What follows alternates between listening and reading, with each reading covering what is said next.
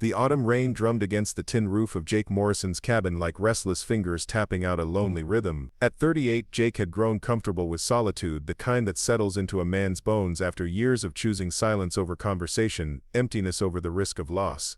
His cattle ranch in the rolling hills of Montana had been his sanctuary for the past 5 years, ever since he'd walked away from everything that once mattered.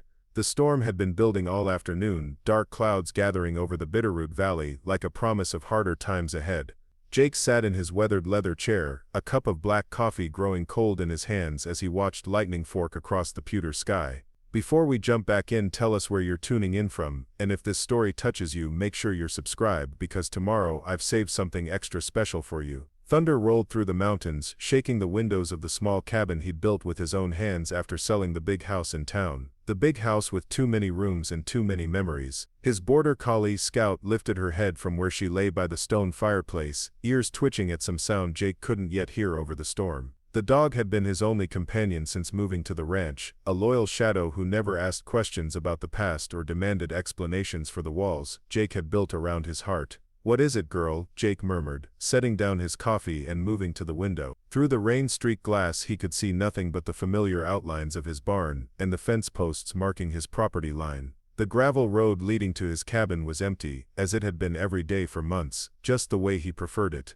But Scout was never wrong about visitors. Her instincts had been honed by years of ranch work, and now she stood at attention, tail straight, eyes fixed on the door. Jake moved to the gun cabinet in the corner, not out of fear but from habit. Living alone in the middle of nowhere required a certain vigilance, especially when storms brought out both the desperate and the dangerous. The sound came again, clearer now over a brief lull in the thunder. An engine struggling against the muddy road, getting closer.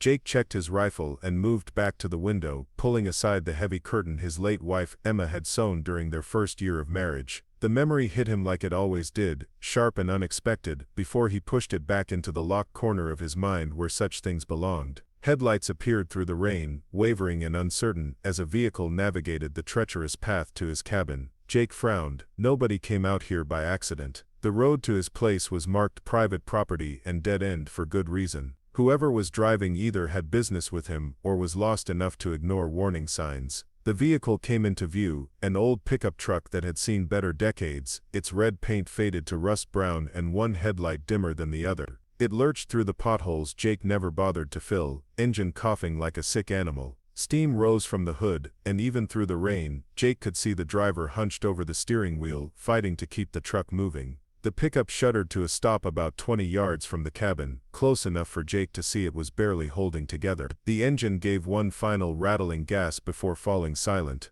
For a moment nothing happened. Rain pounded on the truck's roof, and lightning illuminated the scene in stark black and white snapshots. Then the driver's door creaked open, and a figure emerged into the storm. Even through the rain and darkness, Jake could tell it was a woman. She moved carefully, like someone carrying something precious, and as she stepped into the pale light spilling from his cabin windows, Jake saw what it was. A child, maybe 2 years old, wrapped in a blanket that was quickly becoming soaked despite her efforts to shield the little one from the rain. The woman stumbled slightly in the mud, catching herself against the truck's fender, and Jake found himself moving toward the door before he consciously decided to help. But then she did something that stopped him cold. She reached back into the truck and pulled out a wooden crate, roughly the size of a milk box, with metal mesh covering one side. From inside came the unmistakable sound of agitated clucking. A chicken. The woman was standing in a thunderstorm, holding a crying child in one arm and a chicken crate in the other, looking toward his cabin like it was the last hope on earth. Jake hesitated, his hand on the door handle. 5 years of solitude had taught him that helping strangers led to complications, questions, and the kind of involvement he'd sworn off after Emma's death.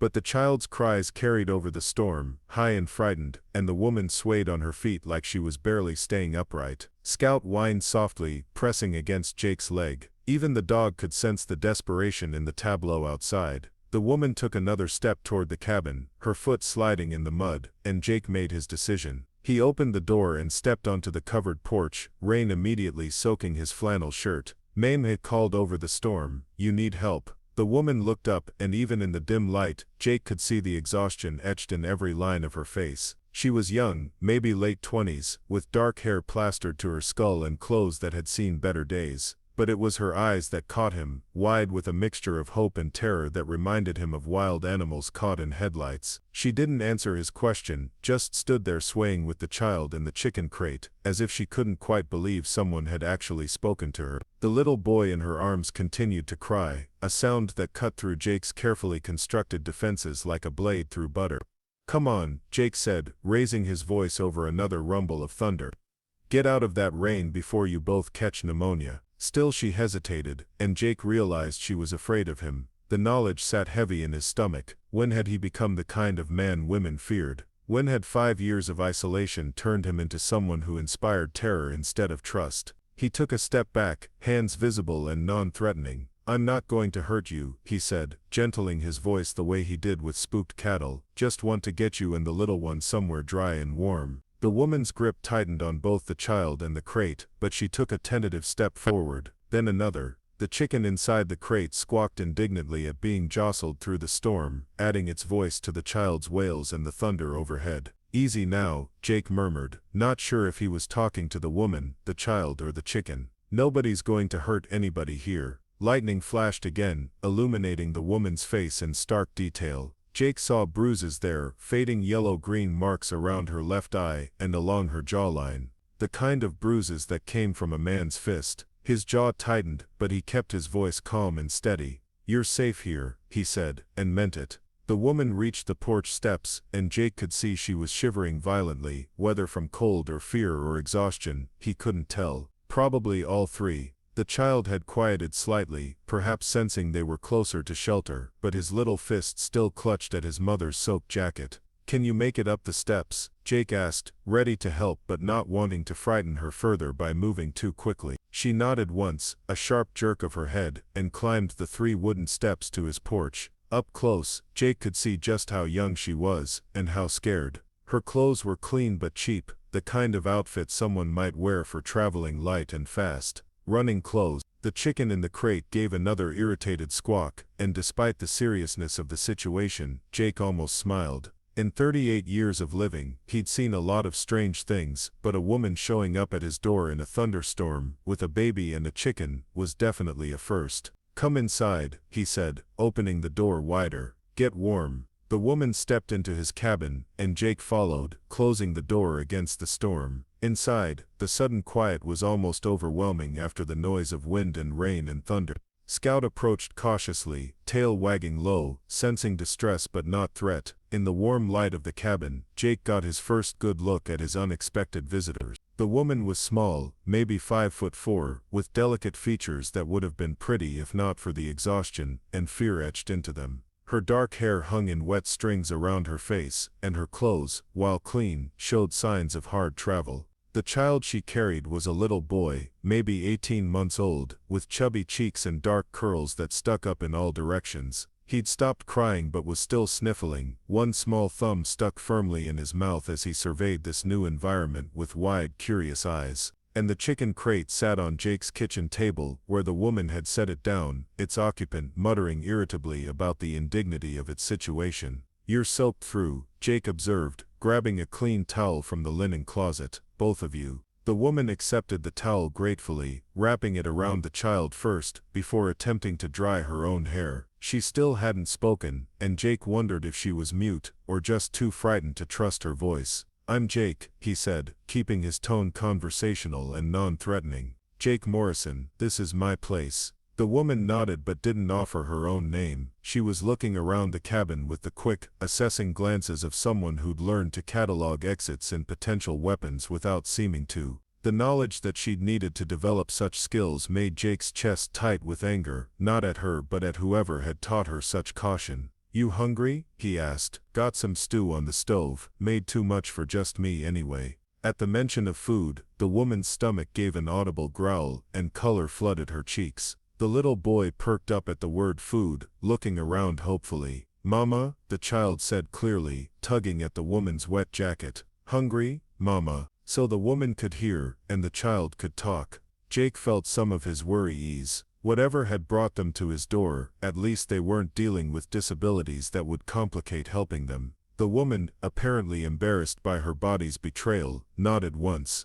A quick, sharp movement that spoke of pride, swallowed for necessity's sake. "Sit down," Jake said, gesturing to the chairs around his kitchen table. "I'll get you both something to eat." As he moved around the kitchen, ladling stew into bowls and cutting thick slices of the bread he'd baked that morning, Jake found himself acutely aware of his guests. The woman sat rigidly in her chair, the child on her lap, both of them watching his every movement with the wariness of people who'd learned not to trust easily. The chicken, meanwhile, had settled down in its crate and was eyeing the proceedings with the judgmental look that only chickens could manage. It was a pretty bird, Jake noticed, with russet brown feathers and bright, intelligent eyes. Someone had taken good care of it. "Here," Jake said, setting bowls in front of both the woman and child. "It's not fancy, but it's hot and filling." The woman looked at the food like she couldn't quite believe it was real. When Jake placed a spoon in her hand, her fingers trembled slightly. "Thank you," she whispered, her voice so quiet he almost missed it. The first word she'd spoken since arriving. Her voice was soft, with a slight southern accent that spoke of long roads traveled from somewhere far away. Jake nodded and took his own seat across from them, close enough to help if needed but far enough away not to crowd them. The little boy immediately reached for his spoon, though his coordination wasn't quite up to the task of getting stew from bowl to mouth without spillage. His mother helped him patiently, making sure he ate before taking tentative bites of her own food. Jake pretended not to notice how quickly she ate, or how her eyes kept darting to the windows as if expecting someone to appear out of the storm. Whatever she was running from, it wasn't far behind. "Storm should blow over by morning," he said conversationally, hoping to ease some of her tension. "Roads'll be muddy, but passable." The woman nodded but didn't respond. The child, however, was becoming more animated as warm food filled his belly. He pointed at Scout, who was lying patiently by the fire. "Doggy," he announced happily. "That's Scout," Jake told him. "She's friendly, if you want to pet her later." The boy looked to his mother for permission, and she managed a small smile. The first Jake had seen from her. It transformed her face, revealing the pretty woman hidden beneath the fear and exhaustion. The chicken chose that moment to voice its opinion about being ignored, letting out a series of indignant clucks that made the child giggle. "And what's your friend's name?" Jake asked, nodding toward the crate. The woman's hand went protectively to the child's shoulder. "Henrietta," she said quietly. "Her name is Henrietta, good name for a chicken," Jake said seriously. "She looks like a Henrietta." Another small smile, this one lasting a bit longer. "Progress. She lays good eggs," the child announced proudly, apparently deciding Jake was safe enough to talk to. "Mama says so." "I bet she does," Jake agreed. "What's your name, little man?" The boy looked to his mother again, and she gave an almost imperceptible nod. "Tommy," the child said around a mouthful of stew. "I'm Tommy." "Nice to meet you, Tommy," Jake said solemnly, offering the boy his hand to shake. Tommy giggled and shook it enthusiastically, apparently deciding this was a wonderful game. But his mother tensed again, and Jake realized she still hadn't given her own name. That was fine, names could wait. Trust couldn't be rushed, especially when it had been broken badly enough to send someone running into a storm with nothing but a child and a chicken. They finished eating in relative quiet, with Tommy providing occasional commentary about the food, the dog, and Henrietta's superior egg-laying abilities. His mother remained mostly silent, though Jake caught her watching him when she thought he wasn't looking, still trying to figure out if he was a threat. When the bowls were empty, Jake stood to clear the table. "You can use the spare room," he said without preamble. "Clean sheets, warm bed, bathrooms down the hall." The woman stiffened. "We can't." "Yes you can," Jake said firmly, but gently. "Storm's not letting up, your truck's not going anywhere tonight, even if the roads were clear, and that little boy needs a warm, dry place to sleep." She wanted to argue, he could see it in her face. Pride warring with necessity, independence fighting against the basic human need for shelter and safety. "What do you want in return?" she asked quietly, her voice barely audible over the rain still pounding the roof. The question hit Jake like a physical blow. What kind of men had she known that she expected payment for basic human kindness? What kind of world had she been living in where shelter came with a price that had nothing to do with money? Nothing, he said, his voice rougher than he intended. I don't want anything except to know you and Tommy are safe and warm. She studied his face in the lamplight, searching for lies or hidden motives. Jake stood still and let her look, understanding that this moment was crucial. Whatever decision she made now would determine whether she spent the night in safety or tried to brave the storm again. Tommy was rubbing his eyes, the warm food and safe environment finally allowing exhaustion to catch up with him. He leaned against his mother's shoulder, thumb back in his mouth, dark lashes fluttering as he fought sleep. Please, Jake said quietly, for him, if not for yourself. Something in his voice, or maybe the sight of her son's obvious tiredness, finally broke through her defenses. She nodded once, a barely perceptible movement.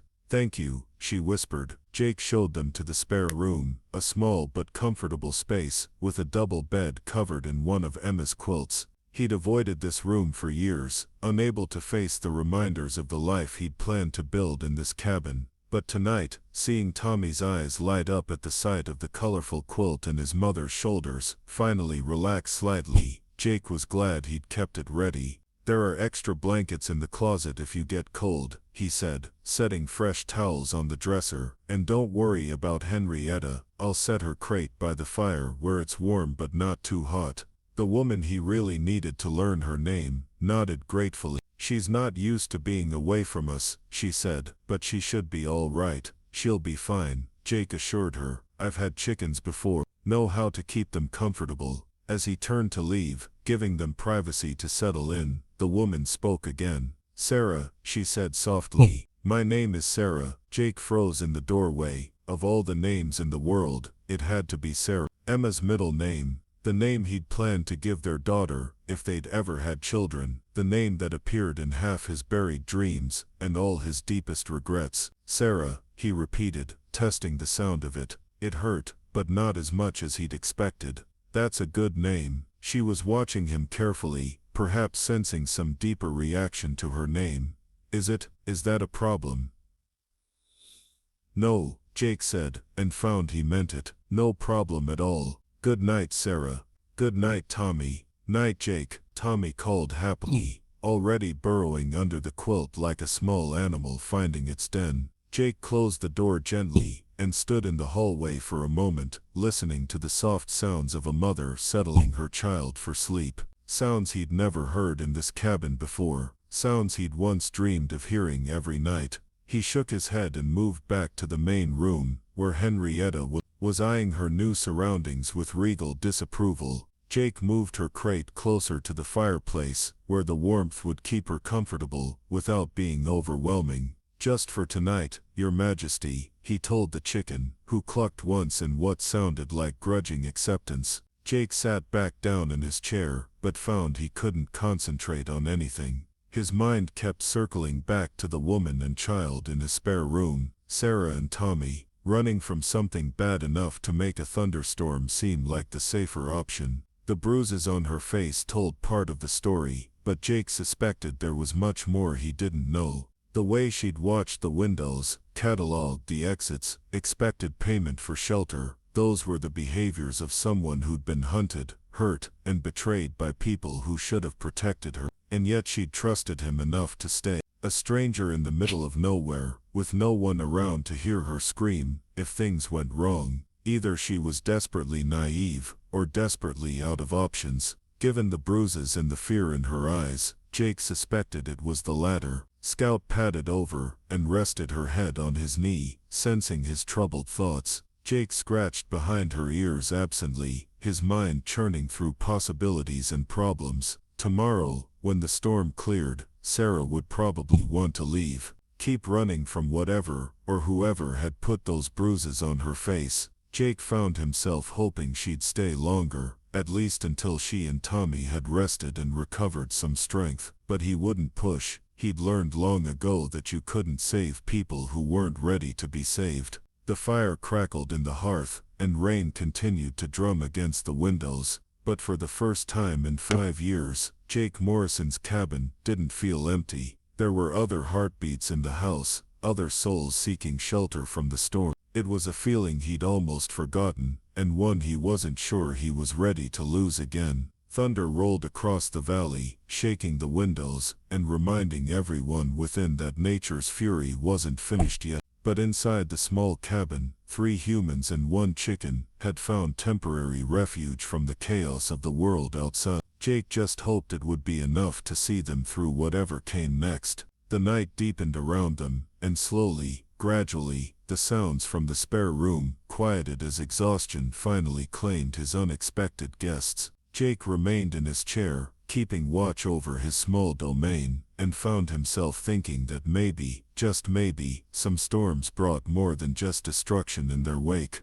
Sometimes they brought exactly what you needed, even when you didn't know you needed it. Dawn crept slowly across the Montana landscape, painting the sky in soft shades of rose and gold. The storm had passed during the night, leaving behind a world washed clean and glistening with moisture. Jake Morrison stood at his kitchen window, coffee mug in hand, watching steam rise from the wet earth as the first rays of sunlight touched his property. He'd been awake since 4:30, unable to sleep past his usual ranching hours, despite the unusual circumstances of the night before. Old habits died hard, and cattle didn't care if you'd taken in unexpected guests. They still needed feeding, checking, and tending, storm or no storm. But for the first time in years, Jake found himself reluctant to begin his morning routine. The presence of Sarah and Tommy in his spare room had shifted something fundamental in the quiet rhythm of his days. He could hear soft murmurs from behind the closed door, the gentle sounds of a mother waking her child, and it stirred memories he'd thought were safely buried. Henrietta announced the dawn with a series of dignified clucks from her position near the fireplace. The chicken had apparently decided that Jake's hospitality was acceptable, though she maintained the regal bearing of one who considered this arrangement temporary at best. "Morning to you too, Your Highness," Jake murmured, refilling her water dish. "Hope you slept better than I did." The chicken fixed him with one bright eye, as if to say that comfort was relative when one was displaced from familiar surroundings. Jake found himself oddly charmed by her personality. In his experience, most chickens were flighty, nervous creatures, but Henrietta carried herself with the dignity of a dowager empress, surveying her domain. The sound of a door opening drew his attention, and Jake turned to see Sarah emerge from the spare room, Tommy balanced on her hip. Both looked considerably better after a night of rest and warmth. Sarah's dark hair was neatly braided, and though her clothes were the same worn traveling outfit from the night before, she'd managed to smooth out most of the wrinkles. The haunted exhaustion that had marked her features was still there, but muted by sleep and the basic human comfort of safety. Tommy, on the other hand, seemed completely refreshed and ready to explore this new environment. His dark eyes were bright with curiosity as he took in the morning light streaming through the windows, the dog lying peacefully by the fireplace, and the chicken crate that had become Henrietta's temporary throne room. "Morning," Sarah said quietly, her voice still carrying that soft southern accent that spoke of long miles traveled from home. "Morning," Jake replied, noting how she stayed close to the wall, keeping the room's exits in view. Some habits, he reflected, took more than one good night's sleep to break. "Coffee's fresh, if you want some, and there's juice for the little man." Sarah's face showed a flicker of surprise, as if she hadn't expected such consideration. Preparing and narrating this story took us a lot of time, so if you are enjoying it, subscribe to our channel, it means a lot to us. Now back to the story. "Thank you. That would be nice." As Jake poured coffee into a clean mug, he found himself studying Sarah more openly in the morning light. She was younger than he'd initially thought, probably no more than 26 or 27, with delicate features that would have been striking if not for the lingering shadows of fear in her eyes. The bruises on her face had faded to pale yellow-green, suggesting they were at least a week old, but Jake could see the ghost of what they'd been in the careful way she held her head, the unconscious habit of keeping her left side turned away from view. Tommy, meanwhile, had spotted Scout and was making enthusiastic pointing gestures toward the dog. "Doggy," he announced, just as he had the night before. "Nice doggy." "She is nice," Jake agreed, crouching down to Tommy's level. "Want to pet her? She likes kids." Tommy looked to his mother for permission, and after a moment's hesitation, Sarah nodded. Jake called Scout over gently, and the border collie approached with her usual calm intelligence, instinctively understanding that this small human required patience and gentleness. Tommy's face lit up with pure joy as Scout allowed him to run his small hands through her thick fur. The dog's tail wagged slowly, and she settled down beside the boy, apparently deciding he was worth protecting. "She's beautiful," Sarah said, her voice warmer than Jake had heard it yet. "Tommy loves animals. She stopped abruptly, as if catching herself before revealing too much. "Had what?" Jake asked gently, settling into a chair at the kitchen table with his own coffee.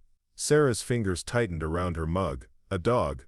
Back home. But we had to leave him behind." The pain in her voice told Jake everything he needed to know about that particular loss. Whatever had driven Sarah and Tommy from their home had happened quickly, with no time to gather anything but absolute necessities. The fact that she'd managed to bring Henrietta suggested the chicken was more than just a pet. She was probably their only source of fresh eggs, their mobile food supply.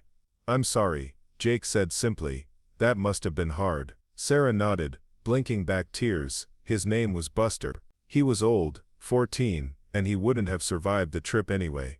But Tommy still asks for him sometimes. As if summoned by the mention of his former pet, Tommy looked up from where he was now lying on the floor next to Scout. "Buster home?" he asked hopefully. Sarah's face crumpled slightly. "Buster's staying at the old house, baby. But Scout is nice too, isn't she?" Tommy seemed to accept this explanation with the resilience of the very young, turning his attention back to his new canine friend. But Jake saw the way Sarah's shoulders sagged with the weight of choices made and losses endured. "Your truck," Jake said, changing the subject to something more practical. "Sounded like the engine was pretty rough last night. Want me to take a look at it after breakfast?" Sarah's expression became guarded again. "I don't have money for repairs." "Didn't ask for money," Jake replied mildly. "Asked if you wanted me to look at it. Might be something simple." The concept of help without payment seemed to puzzle Sarah, and Jake felt that familiar anger stir in his chest, not at her but at whatever circumstances had taught her that every kindness came with a price tag. "I used to be a mechanic," he added, hoping to ease her suspicion. "Before I took over the ranch full-time. Still keep my tools, work on my own equipment. It's no trouble." Sarah studied his face in that careful way she had, searching for hidden motives or ulterior purposes. Finally, she nodded. "If it's not too much trouble.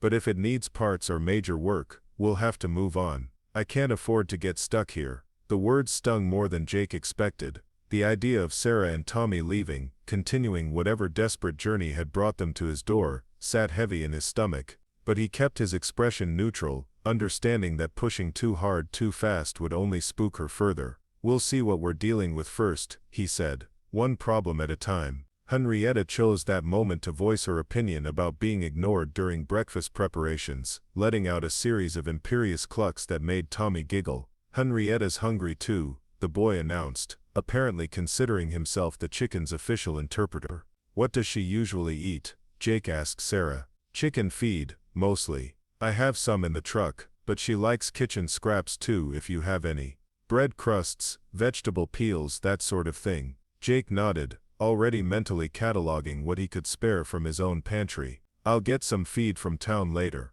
Keep her happy while you're here." "While you're here." The words hung in the air between them, carrying implications neither of them was quite ready to address. Sarah looked away, focusing intently on her coffee as if it held answers to questions she hadn't asked. "I should check on the cattle," Jake said, finishing his breakfast. "Storm might have spooked them, pushed them toward the lower pastures. You're welcome to come along if you want. Might do Tommy good to see the ranch, get some fresh air." Sarah hesitated, clearly torn between caution and the appeal of getting outdoors after who knew how many days cooped up in the truck. "Is it safe?" The question told Jake more about her recent experiences than a dozen explanations might have. Someone had made her world so dangerous that a simple walk around a cattle ranch required security considerations. "Safe as anywhere gets," he assured her. "It's my land for 3 miles in every direction. Nobody comes up here without my knowing about it." The promise of space, of room to breathe without looking over her shoulder, finally decided her. All right, Tommy would like that. An hour later they were walking across Jake's property in the morning sunshine, Tommy riding on Jake's shoulders and chattering happily about everything he saw. Scout ranged ahead of them, occasionally circling back to make sure her charges were keeping up, and even Henrietta had been allowed out of her crate to peck around the yard near the cabin. The storm had left the evening and fresh, with that particular clarity that comes after weather has washed the world. Jake found himself seeing his land through Sarah's eyes, noticing details he'd stopped paying attention to years ago. The way morning light caught in the grass, turning it to silver and gold. The way the mountains rose like natural fortresses around his valley, creating a sense of protection and isolation that he'd chosen deliberately after Emma's death. "It's beautiful," Sarah said softly, pausing to take in the view from a small rise overlooking his cattle. The animals were grazing peacefully in the lower pasture, apparently none the worse for their night in the storm. "How long have you lived here?" 5 years, Jake replied, adjusting Tommy on his shoulders as the boy pointed excitedly at a red-winged blackbird.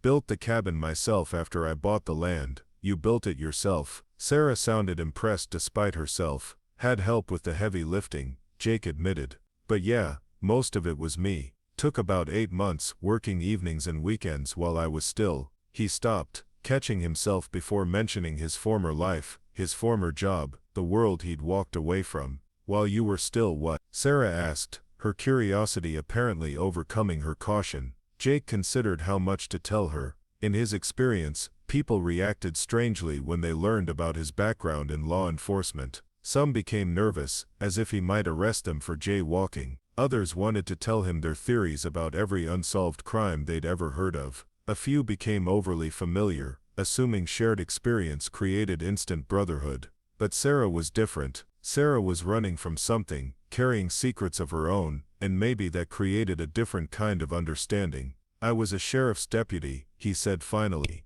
"down in Billings. 20 years on the force before I came here." Sarah's step faltered slightly, and Jake saw her unconsciously reach for Tommy, a protective gesture that told him everything about her relationship with law enforcement. "You're a cop," she said, and there was something flat and careful in her voice that hadn't been there moments before.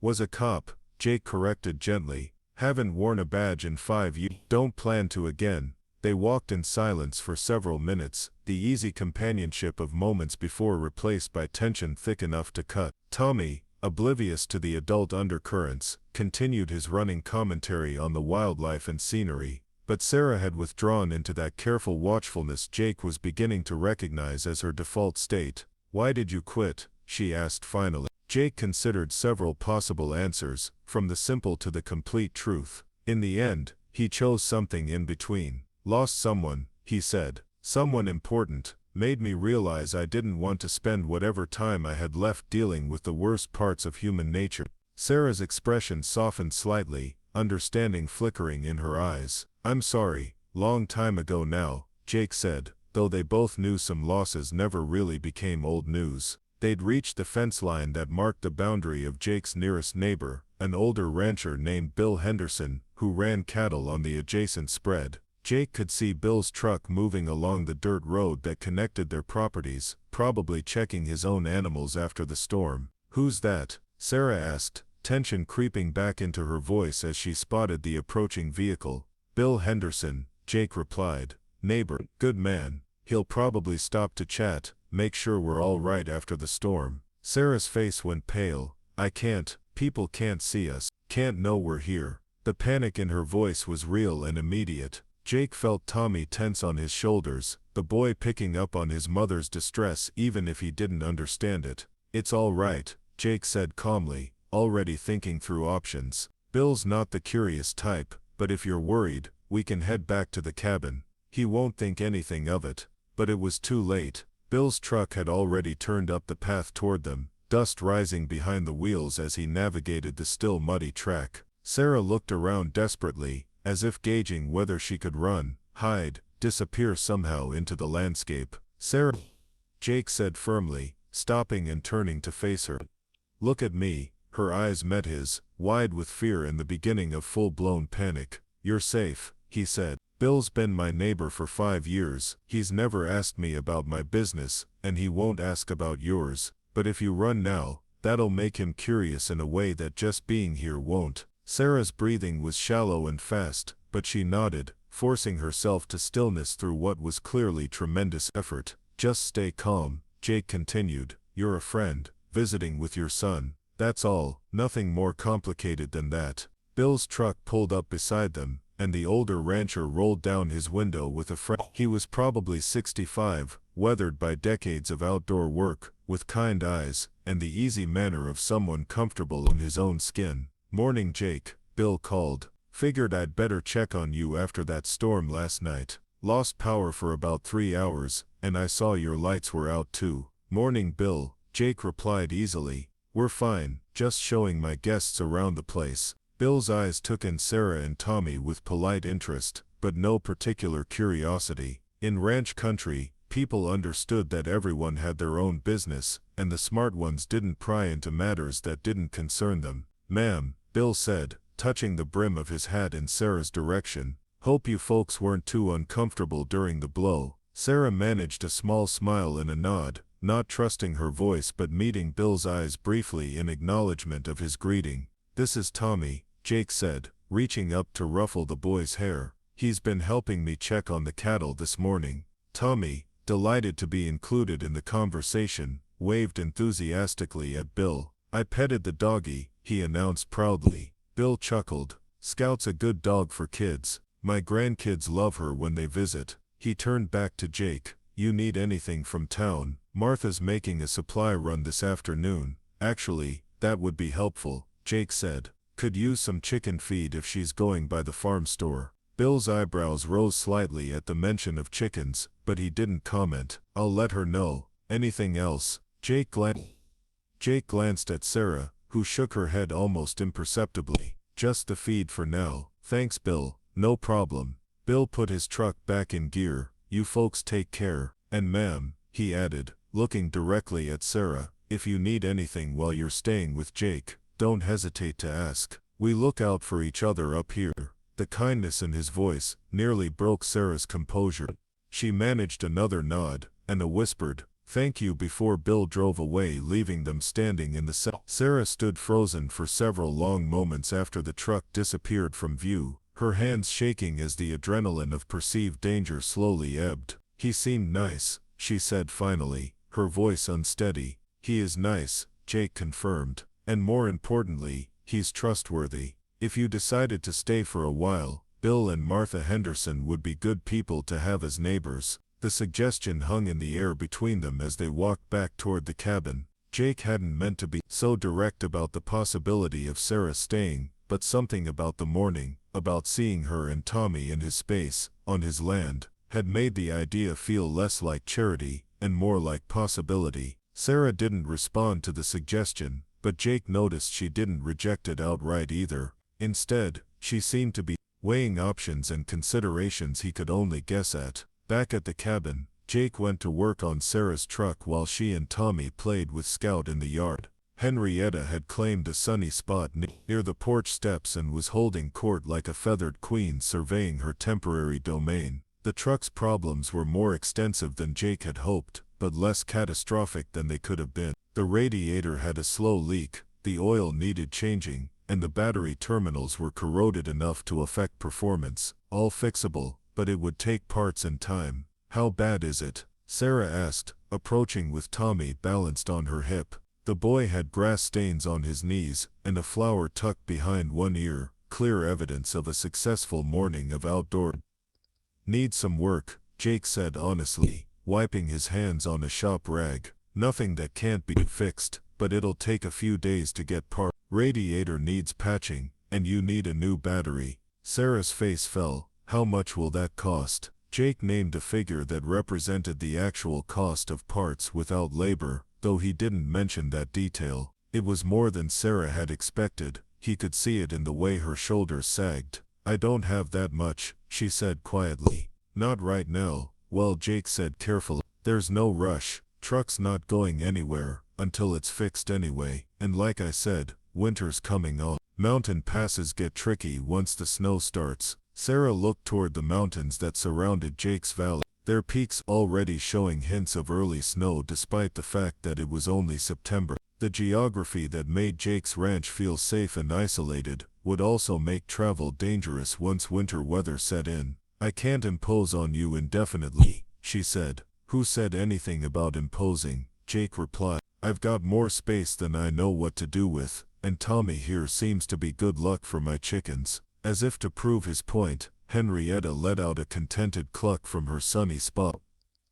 Apparently having decided that Jake's hospitality met her standards, Tommy giggled at the chicken's commentary. Henrietta likes it here, he announced with the confidence of the very young. Smart bird, Jake said solemnly. Knows a good situation when she sees one. Sarah was watching this exchange with an expression Jake couldn't quite read. There was longing there, and hope, but also fear and the ingrained caution of someone who'd learned not to trust good fortune. What would you want in return? She asked, echoing her question from the night before. Jake had been thinking about this, knowing the question would come. Sarah had too much pride to accept charity, and too much survival instinct to believe in kindness without cost. But he also sensed that the wrong answer would send her running, truck or no truck. Help around the place, he said finally. Ranch work's mostly a one-man job, but there's always things that need doing. Cooking, cleaning, mending, and Tommy's good company for Scout. She's been lonely since. He stopped himself before mentioning Emma, before bringing his own ghosts into this fragile negotiation. Since, Sarah prompted gently. Since it's been just me and her, Jake finished. Dogs are social animals. They need more than one person to fuss over. It wasn't entirely true, but it wasn't entirely false either. Scout had been Emma's dog before she became Jake's, and there were still times when he caught her looking toward the door, as if expecting someone who would never come home. Sarah considered this proposal, and Jake could see her working through the implications, the benefits and risks of staying versus the dangers of leaving. And if I decide to go, she asked. When the truck's fixed, then you go, Jake said simply. No questions, no guilt, no pressure.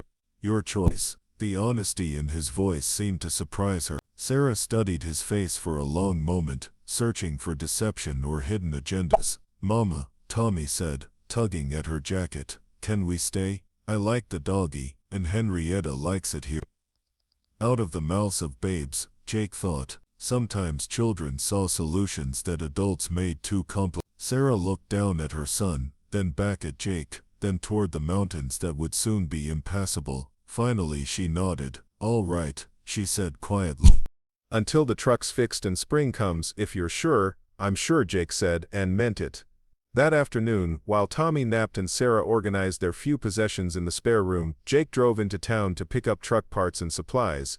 He also made a stop that wasn't strictly necessary but felt important anyway.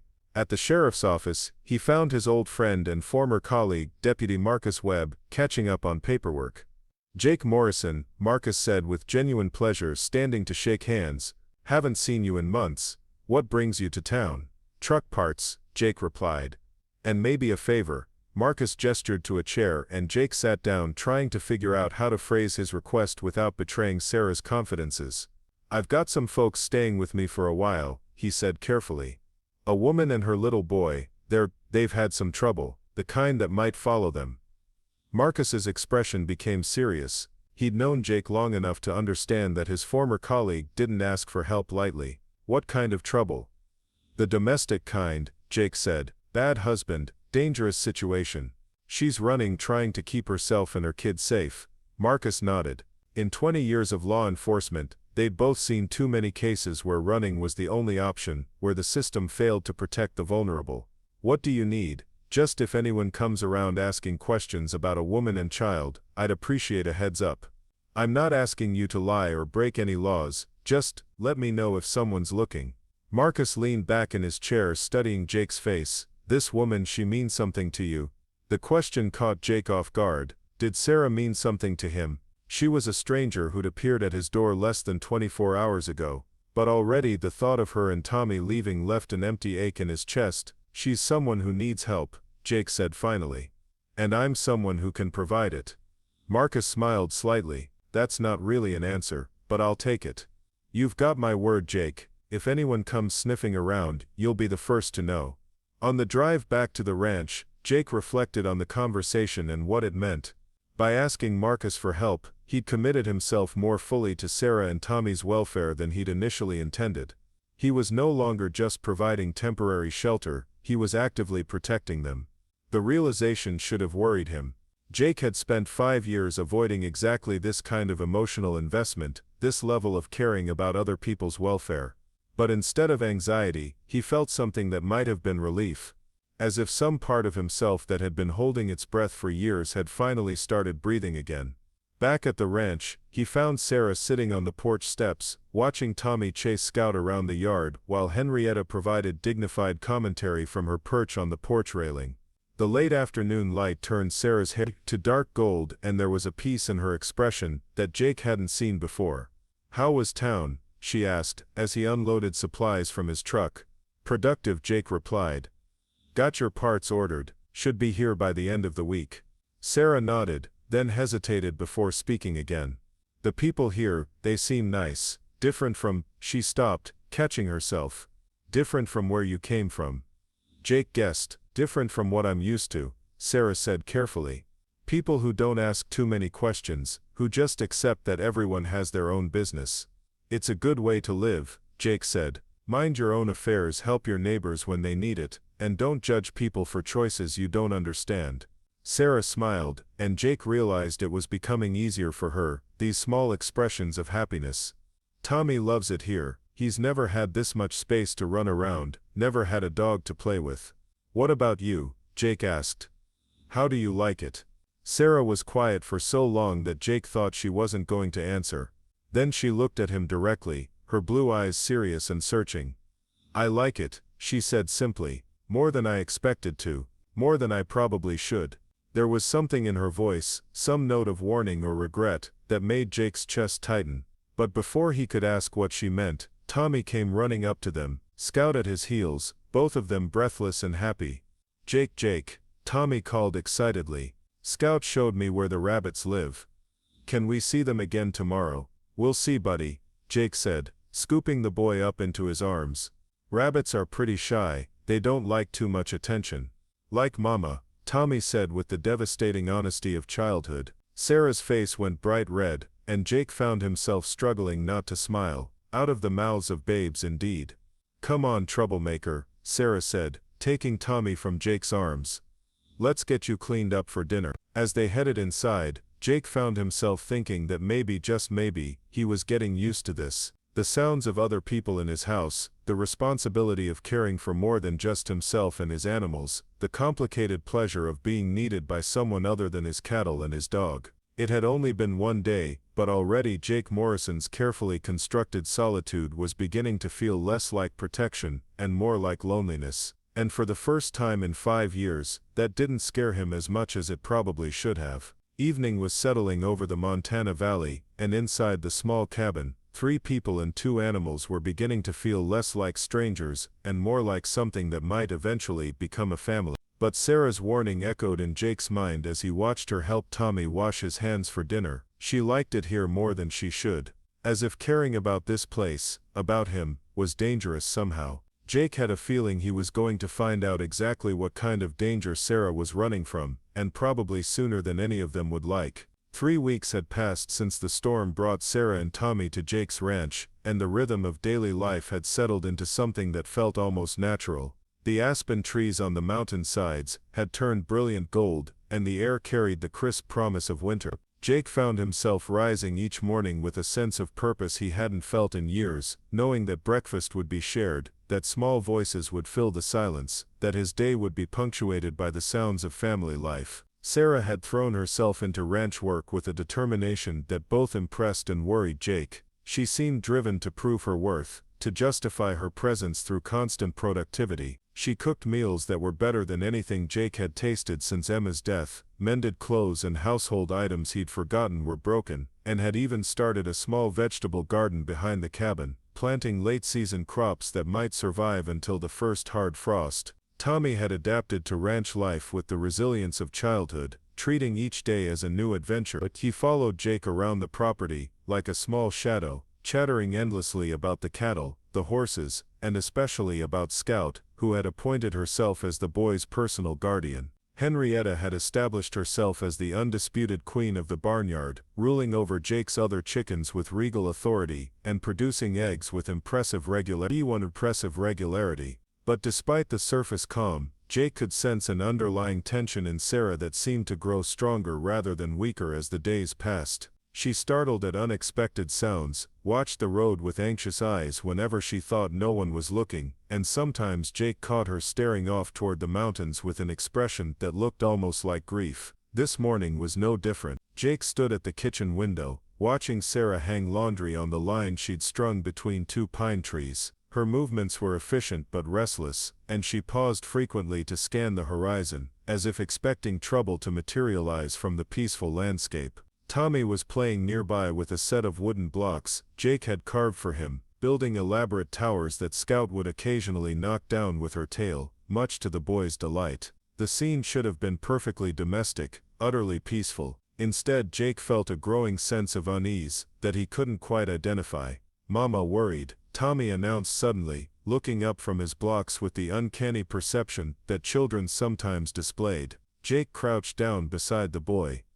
"What makes you think Mama's worried, buddy?" Tommy considered this question with the seriousness of a small philosopher. "She looks at the road, like before." Before, Jake felt a chill that had nothing to do with the autumn air. Before what, Tommy? But Tommy had already returned to his blocks, apparently having shared all the wisdom he felt necessary. Jake watched the boy play for a moment, then made a decision that had been building in his mind for days. He found Sarah in the garden, pulling the last of the carrots from the dark soil. She looked up as he approached, and Jake was struck again by how beautiful she was when she wasn't afraid. The weeks of good food and safety had filled out her face, and the Montana sun had brought color to her skin. But her eyes still held that wariness, that constant alertness of someone expecting the worst. "We need to talk," Jake said gently. Sarah's hand stilled on the carrot. "About what?" "About whatever it is that's got you looking over your shoulder every 5 minutes. About what Tommy remembers from before. About why you flinch every time a car drives past on the county road."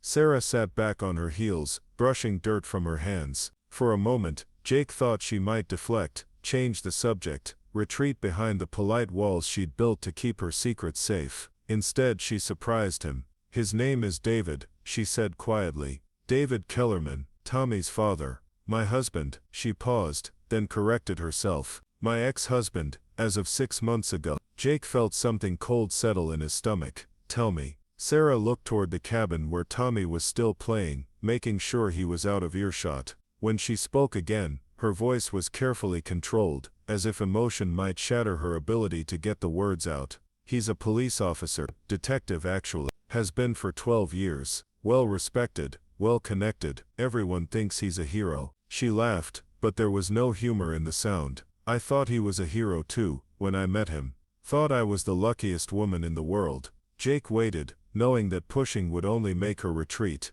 In his years of law enforcement, he'd learned that the worst stories came out slowly, in pieces, when the teller was ready. "It started small," Sarah continued, pulling up weeds with unnecessary violence. "Little criticisms. The way I dressed, the way I cooked, the friends I had. He said he was just trying to help me be better. Said he loved me too much to let me embarrass myself." Jake's jaw tightened. He'd heard variations of this story too many times, seen the aftermath in emergency rooms and courtrooms and morgues. "Then I got pregnant with Tommy," Sarah said. "David was excited, said he wanted to be a better father than his own dad had been, and for a while, he was. He was gentle with me when I was pregnant, attentive. I thought maybe having a baby would change everything." She paused to wipe her eyes with the back of her hand, leaving a streak of dirt across her cheek. "What happened after Tommy was born?" Jake asked softly. "He got worse, much worse. Said I was a terrible mother, that I was too soft with Tommy, that I was going to ruin him.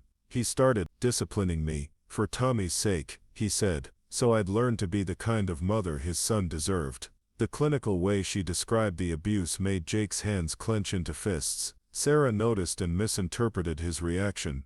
"You think I should have left sooner," she said defensively. "Everyone thinks that. But you don't understand what it's like when someone convinces you that everything wrong in your life is your fault. When they isolate you from everyone who might tell you different. When they're a cop, and they know exactly how to hurt you without leaving marks that show." "I don't think that," Jake said firmly. "I think you're one of the bravest people I've ever met. I think you did what you had to do to survive, to protect your son. I think you're here now, and that's what matters. Sarah stared at him, as if she'd expected judgment, and didn't know how to process understanding instead. He never hit Tommy, she said quickly, never laid a hand on him. I made sure of that, but he was getting angry more often, losing his temper over smaller things. And Tommy was getting older, more aware. I knew it was just a matter of time before. She didn't need to finish the sentence. Jake understood. So you left. I tried to leave legally first. Filed for divorce, got a restraining order. But David has friends in the system, people who owed him favors. The restraining order got dismissed on a technicality. The divorce proceedings kept getting delayed. And David made it very clear that if I tried to take Tommy away from him, he'd make sure I never saw my son again. Jake felt sick. The system that was supposed to protect people like Sarah had failed her completely, corrupted by the very person she was trying to escape. He started following me, Sarah continued, parking outside my apartment, showing up at my work. Never did anything that was technically illegal, just watched, waiting. My lawyer said there was nothing we could do unless he actually violated the restraining order, but there was no restraining order anymore. So you ran? Sarah nodded. I had a friend, Angela, who helped me. She had connections, people who understood how to disappear. I took everything I could carry, loaded Tommy and Andrietta into my truck, and drove. We've been moving for 3 months, staying in cheap motels, camping when the weather was decent, but the truck kept breaking down, and my money was running out, and I knew winter was coming.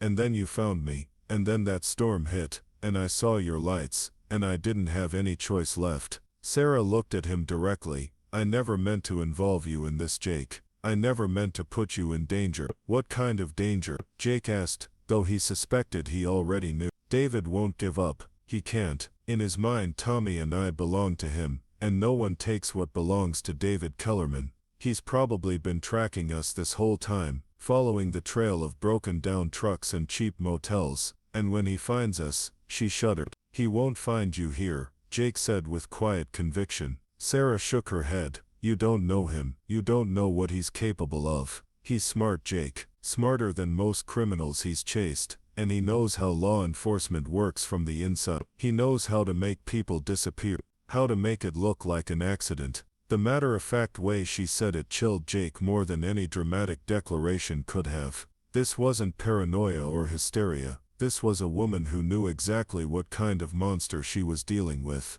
Why are you telling me this now? Jake asked. Sarah was quiet for a long moment, still pulling weeds that didn't need pulling. Because yesterday, when I was in town getting groceries, I saw a car, black sedan, out-of-state plates. It was parked across from the general store, and there was a man inside watching everyone who came and went. Jake's blood turned to ice water. Did he see you? I don't think so. I spotted him first and went out the back way through the stockroom. But Jake, she looked at him, with eyes full of fear and regret. I think he's found us. I think David's here. The words hung in the air between them like a physical weight. Jake's mind was already racing, calculating options and resources, falling back into the tactical thinking that 20 years of law enforcement had ingrained in him. Describe the car, he said. Black Crown Victoria, maybe 10 years old. Government plates, but not local. The man inside was wearing a suit, had dark hair, looked like he was in his 40s. Jake nodded grimly. It sounded like exactly the kind of vehicle an out-of-state police detective might use for unofficial business. We need to get you and Tommy somewhere safe, he said. No, Sarah's voice was firm. I won't run anymore. I'm tired of running, tired of looking over my shoulder, tired of living in fear, and I won't drag you into this any deeper than I already have. Sarah, you've done enough, Jake. More than enough. You gave us shelter when we needed it, helped us when we had nothing. But I won't let you get hurt because of my problems. Jake stood up, brushing dirt from his knees. That's not your decision to make. Sarah stared at him. What do you mean? I mean it's too late for me to walk away from this. Too late the moment I opened my door to you and Tommy. Too late the moment I started caring about what happens to both of you. The admission surprised them both. Jake hadn't meant to be so direct about his feelings, but the words were out now, honest and irreversible. Jake, you don't understand. I understand that Tommy calls me by name now instead of just pointing. I understand that he's never had a father who taught him how to be gentle with animals or how to fix things with his hands.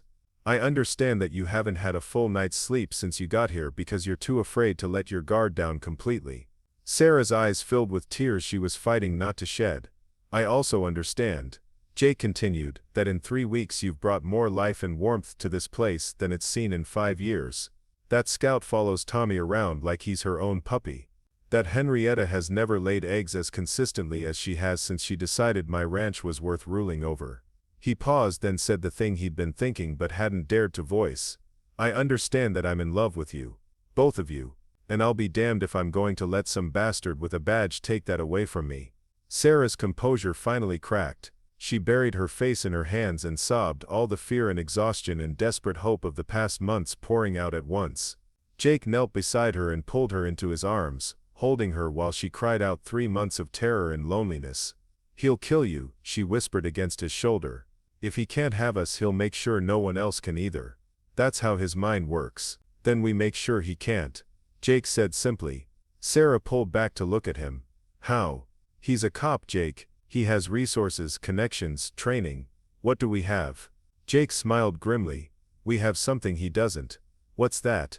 We have the truth. We have right on our side. And we have help. As if summoned by their conversation, the sound of an approaching vehicle reached them from the county road. Jake tensed but relaxed when he recognized the familiar rumble of Bill Henderson's truck. Stay here, he told Sarah. Keep Tommy close. Jake walked around to the front of the cabin just as Bill's truck pulled into the yard. But instead of Bill's usual cheerful greeting, the older rancher's face was grim as he climbed out of the cab. Jake, Bill said without preamble, we need to talk, privately. Jake glanced back toward the garden where Sarah was probably listening to every word. What's going on, Bill? Had a visitor this morning. City fellow claimed to be looking for his missing wife and child, had a badge and everything, very official. Asked a lot of questions about whether I'd seen a young woman with a little boy traveling through the air. Jake's blood turned cold. What did you tell him? Told him I hadn't seen hide nor hair of anyone matching that description, Bill said firmly. But Jake, this man, there was something off about him, something that didn't sit right. Off how?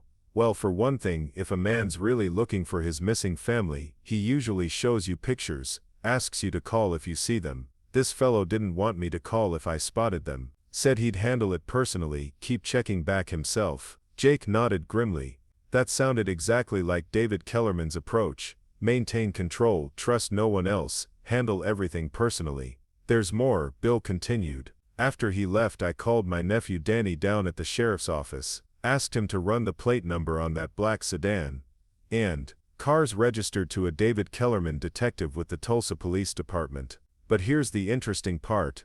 Danny checked with Tulsa and Detective Kellerman is currently on administrative leave pending an internal investigation. Jake felt the pieces clicking into place. What kind of investigation? Excessive force complaints. 3 of them in the past 6 months. Seems Detective Kellerman has been having some anger management issues lately, which explained why David was operating on his own outside official channels. A cop under investigation couldn't exactly request departmental resources for a manhunt, especially not for tracking down his own ex-wife and child. Bill, Jake said carefully.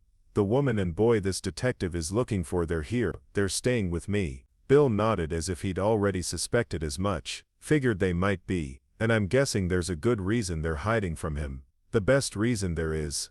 Well then, Bill said, his weathered face settling into determined lines. I reckon we better make sure he doesn't find them. Jake felt a surge of gratitude for his neighbor's matter-of-fact acceptance and support. This was why he'd chosen to build his life in ranch country among people who understood that sometimes right and wrong were more important than rules and regulations. What do you have in mind? Jake asked. For starters, I think we should let the sheriff know what's really going on. Tom Bradshaw's been sheriff here for 15 years.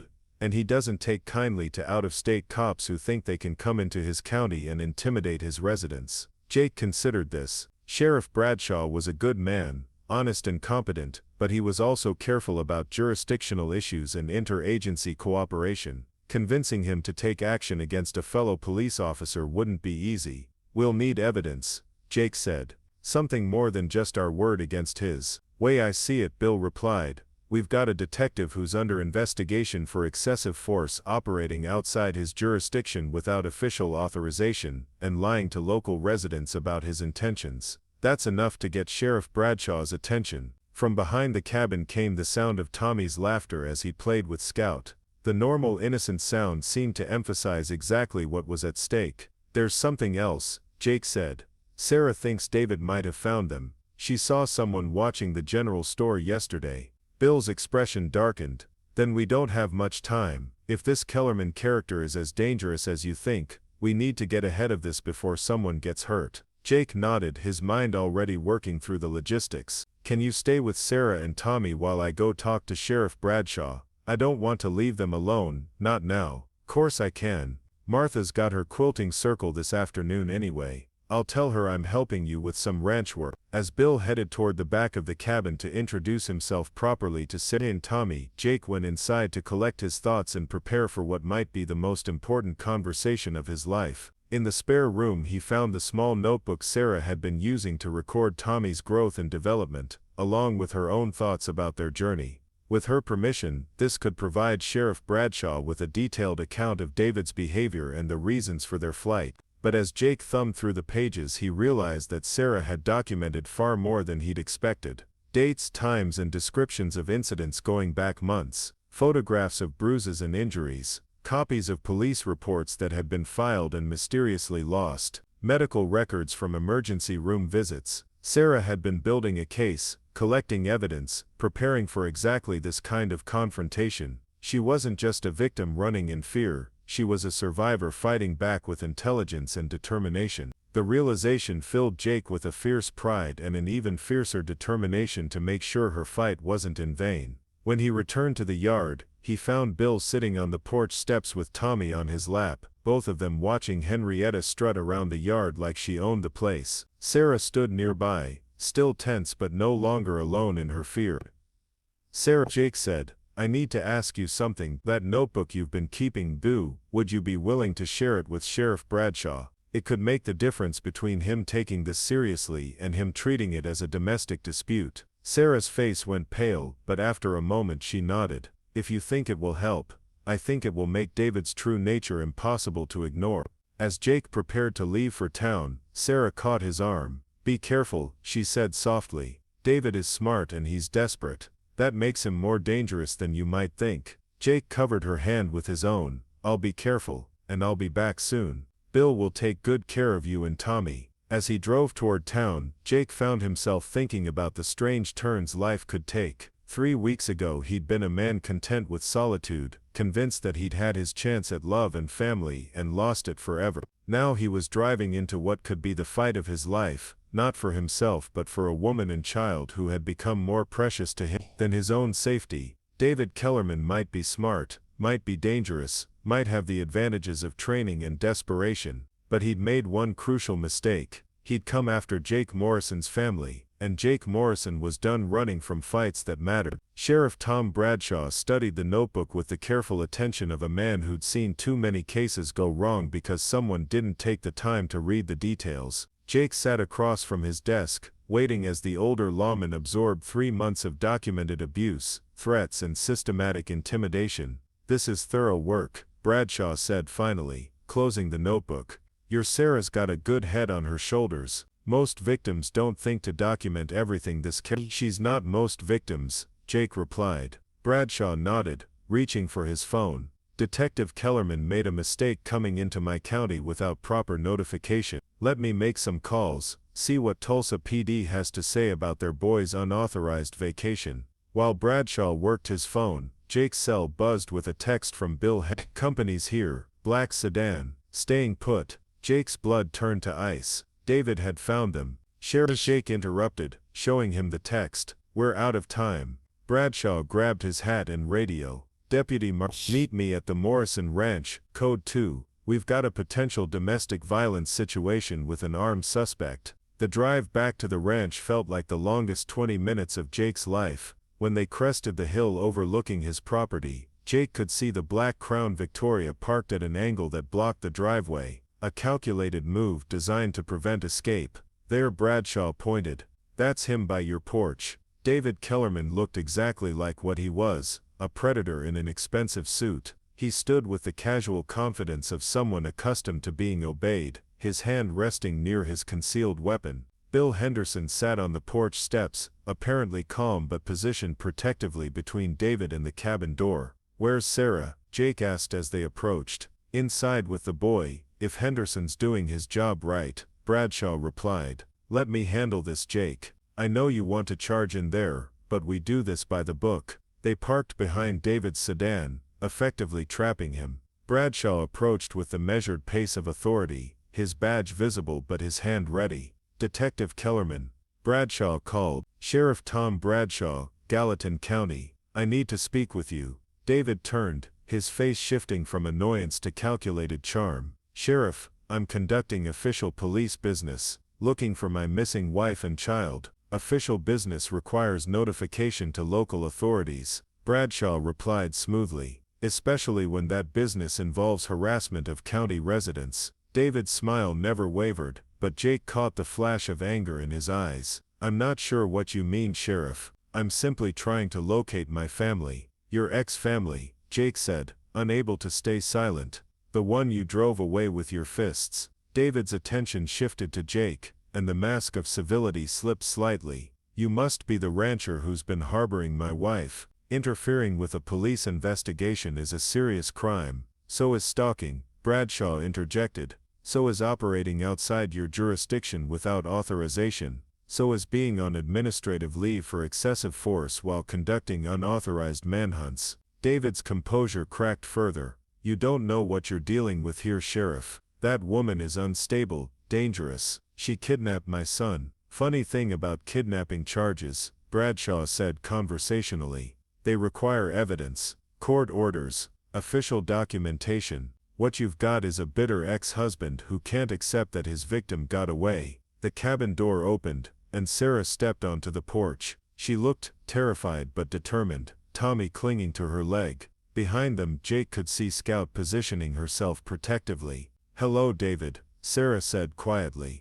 David's entire demeanor changed at the sight of her. The professional mask disappeared, replaced by something ugly and possessive. "Sarah, thank God you're safe. I've been so worried." "No, you haven't," Sarah replied, her voice growing stronger. "You've been angry that someone finally stood up to you. Sweetheart, you're confused. You need help, medical attention. Come home with me, and we'll work this out." "I am home," Sarah said firmly. "This is my home now." David's face flushed red. "The hell it is. You're my wife, Tommy's my son, and you're coming back where you belong." "Ex-wife," Jake corrected, stepping forward. "She divorced you 6 months ago." David whirled on him. "Stay out of this, cowboy. This is between me and my family." "Actually," Bradshaw interjected, "this is between you and the state of Montana. Sarah Morrison is a resident of my county now, and she's under my protection." The sheriff's casual mention of Sarah's new name wasn't lost on anyone. David's eyes narrowed as he processed the implication. "Morrison," he snarled. "You married him. You married this nobody rancher." "I married a good man," Sarah said simply. "Something you never were." David's hand moved toward his weapon, but Bradshaw was faster. "Detective Kellerman, you're under arrest for stalking, harassment, and violation of a restraining order."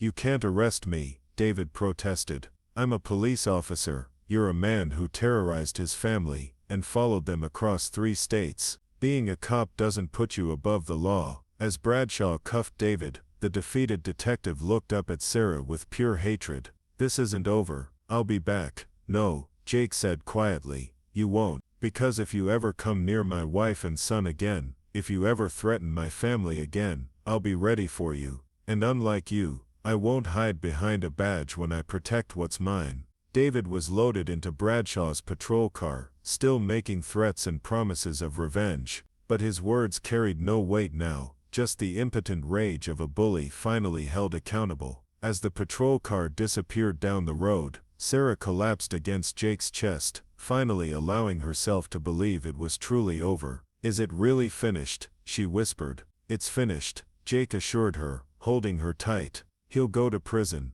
The evidence you collected, combined with his behavior here today, will put him away for years. Tommy emerged from behind Scout and wrapped his small arms around both Jake's and Sarah's legs. Are we staying forever now? Jake looked down at the boy who'd become his son in all the ways that mattered, then at the woman who'd brought light back into his world. Forever and always, buddy. That evening, as they sat on the porch watching the sunset paint the mountains gold, Jake reflected on the strange paths life could take. 3 weeks ago, he'd been a man alone, convinced his chance at happiness had passed him by. Now he had a family, real and chosen and stronger for the trials they'd faced together. Sarah sat beside him, her hand in his, finally at peace. Tommy played at their feet with Scout, both of them carefree in the way children and dogs should be. Even Henrietta seemed satisfied with her kingdom, ruling over her domain from her favorite perch. Thank you, Sarah said softly. For what? For opening your door that night. For taking us in when we had nowhere else to go. For fighting for us when we couldn't fight anymore. Jake squeezed her hand. Thank you for bringing life back to this place. For trusting me with your heart. For making me remember what it feels like to have something worth protecting. As stars began to appear in the darkening sky, the Morrison family settled into their first truly peaceful evening together. The storm that had brought them together was long past, but the shelter they'd found in each other would last a lifetime. Sometimes the best things in life arrived in the most unexpected packages: a crying child, a chicken in a crate, and the courage to say stay, when staying meant everything. Up next, you've got 2 more standout stories right on your screen. If this one hit the mark, you won't want to pass these up. Just click and check them out.